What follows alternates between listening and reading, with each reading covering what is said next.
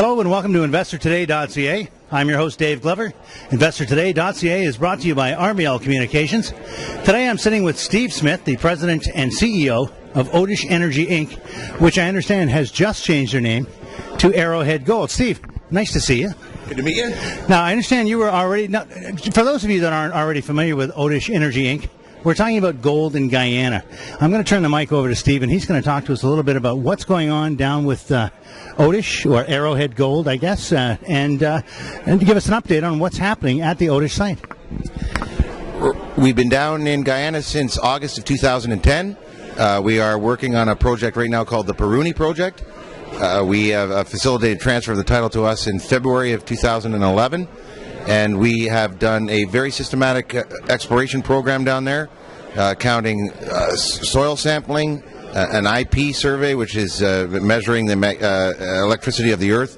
It's going to give us some drill targets. We have a huge amount of data that we're going over right now.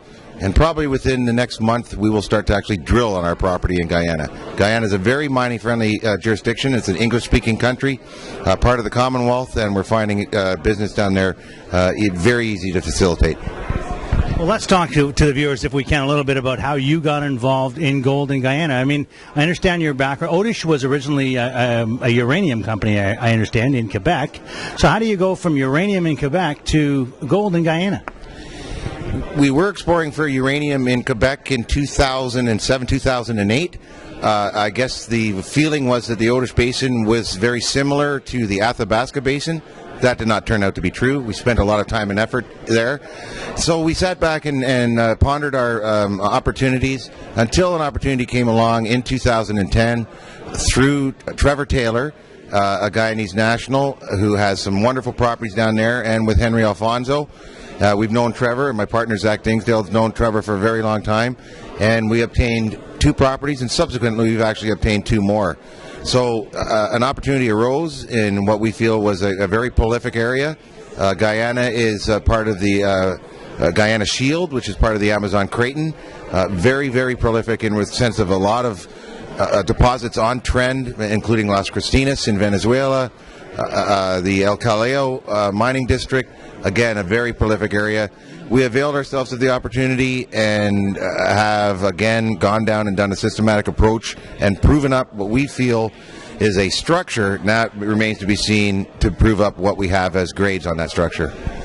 Well, you know what, and that's all very exciting stuff for those folks who are paying attention to gold in Guyana. Now, there's been a lot of movement, obviously, with your location, just a few kilometers, I believe 5.5 kilometers down the road, if you will, from Peter's Mine. Did that give you an indication that you probably had a hot commodity here? Good point. The Peters Mine was in production in the 1800s. It was taken over by Guyana Goldfields in 1996, drilled extensively. It is a known deposit.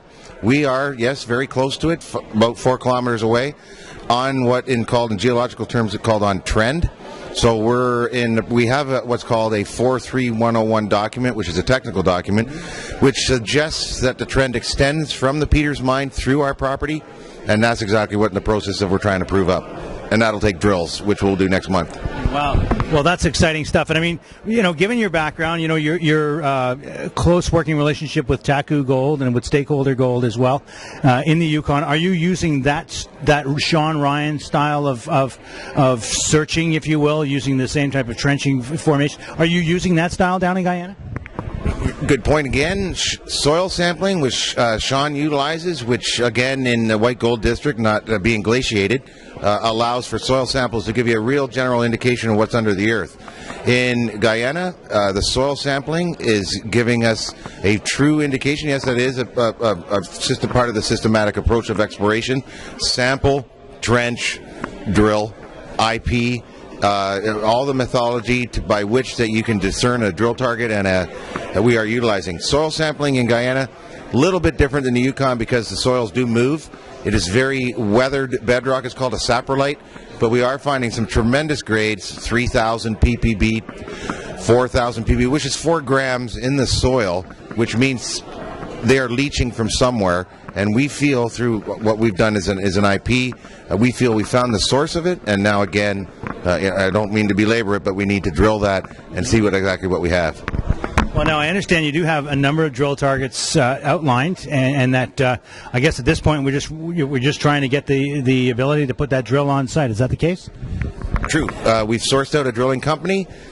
We have Martin Zambrano, our geologist, who is doing what's called a GPS of our drills. They're going to collar the holes because really it has to be within an inch. So we're in the process of doing that right now, and we will have drills. We'll put 10 holes in the ground, 200 meters, 2,000 meter program. We'll start that next month. So again, very exciting stuff from Otish. Well, Arrowhead Gold now in Guyana. Can you give us a little bit of information on what we can see in the immediate future for Arrowhead? A symbol change, obviously, and a name change. We will also be working on our other project in Guyana called the Kaburi project. It is southeast of us. We'll move our excavator down there that has been doing trenching. We also have another couple of projects that we're looking at, but the ones that we do own right now, we're going to do a 43101 document, a very comprehensive document. We'll do that on all our properties and figure out the systematic approach to Kaburi as well. But again, Peruni is our flagship, and I think once we start drilling that, maybe we'll get some interest.